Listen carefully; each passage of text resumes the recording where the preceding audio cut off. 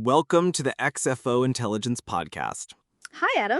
We're the place that looks beyond the numbers to the systems that shape our future. I'm Adam. And I'm Eve. And today we're tackling a ghost that haunts successful families. Oh.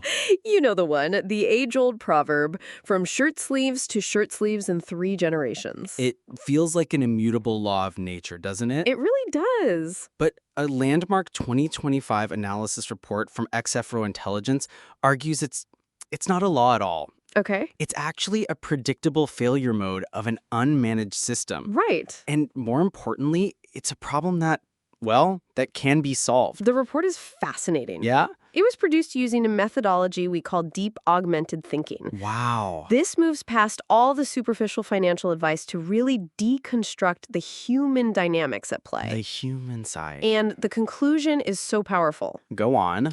Long-term legacy isn't actually a financial challenge, it's a systemic one. Okay, let's dive into that. Let's.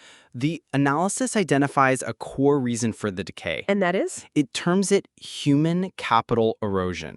And this really, really resonated with me. Right. I mean, you think about the founder's mindset, that incredible mix of resilience, ambition, and, frugality that was forged in scarcity. But their children and grandchildren are raised in abundance. Exactly. So the report makes the blunt point that this creates misaligned incentives. Right. Stewardship, this whole idea of nurturing a legacy, gets replaced by entitlement. Yeah. The view that wealth is just there to be consumed. Yeah. Agency gets replaced by passivity. And that passivity is a quiet killer for a fortune. Totally. It leads directly to the second system failure, which is structural governance failure. Okay. I mean, think about it. Yeah. A family business might start with just 2 siblings making decisions over dinner. Super informal. But by the 3rd generation, you have this sprawling clan of cousins, spouses, multiple households. The informal structure that once worked is now a recipe for absolute disaster. A disaster. It's a recipe for conflict, Yeah. for strategic paralysis, and what the report calls unprepared succession. Right.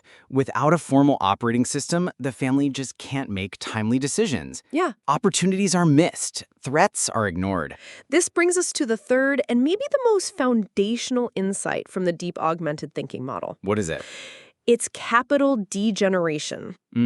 We're all conditioned to think about capital as, financial capital, the money, the assets. Sure. But the report defines 4 interconnected types. Right. So there's financial, yes, but there's also human capital. Okay. That's the skills, the health, the knowledge of the family members. Then there's intellectual capital, the family's unique philosophy and know-how. Right. And then finally, social capital, the family's reputation, their unity, their networks. So the 3-generation curse is fundamentally the story of a family that stops reinvesting in its human, intellectual, and social capital. Exactly. They just focus only on the financial, and they consume it without it being replenished by the energy and value from the other 3. And so the entire system just collapses. It sounds grim, I know, but the report frames this as an incredibly hopeful engineering challenge. Oh, good. The goal is to redesign the family system to be, in its words,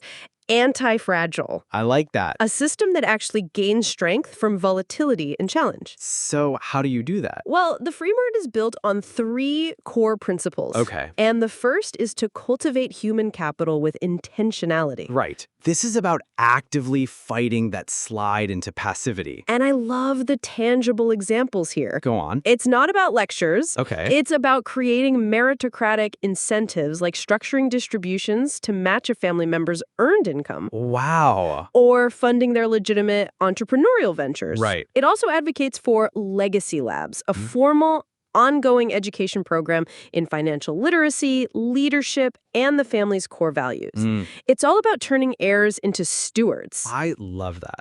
The second principle, engineer adaptive governance structures. This directly addresses that breakdown in communication. It does. The cornerstone recommendation is a family constitution. Yes. This document, it acts as the system's operating system. Right. It codifies the family's mission, vision, values, and crucially, the rules for decision-making and conflict resolution. It's a living document supported by a formal family council. Right. And this is a brilliant and just really pragmatic point. What's that? The Constitution must include fair exit mechanisms. Oh, interesting. It provides clear, predefined pathways for family members to liquidate their stake without suing each other and destroying the entire enterprise. Wow. It really protects the health of the whole system. It's like a healthy pruning process. Exactly. The final principle is to diversify and dynamize capital deployment. Okay. This is where the family transforms from just a static preserver of wealth into a dynamic engine. Two key ideas here. Yeah. First, launch a family venture fund. Okay. You allocate a portion of capital to be invested, based on merit, in the business ventures of family members. I love that.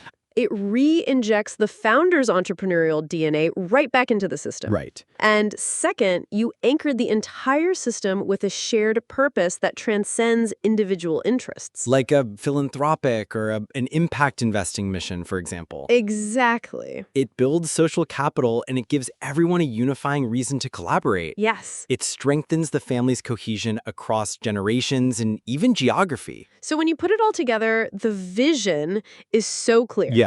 The successful family of the future doesn't look like some rigid monarchy. No. It's a decentralized, agile, and resilient network. Right. It can withstand shocks, it can spot new opportunities, and it's all held together by trust and a shared purpose. Yes. The report ends by stating that the 3-generation cycle is the default outcome of an unmanaged system. Yeah. Perpetual legacy is the result of intentional design. So true. It really reframes the entire conversation. Mm-hmm. It's not about what you leave to your family, it's what you build with them. Which leads us to our final thought for our listeners today, many of whom are the principals and members of these very families. A big question. Here's a question we'd like you to think about. Okay. If your family is a living system, what is the one single input you could change today, a conversation, a new rule, a shared project, to begin regenerating its energy instead of just consuming it? A powerful question. And for our listeners who want to go deeper on this, the full analysis report we discussed today is available. Just reach out to us at XFO Intelligence to request a copy and be sure to mention this podcast for a special discount.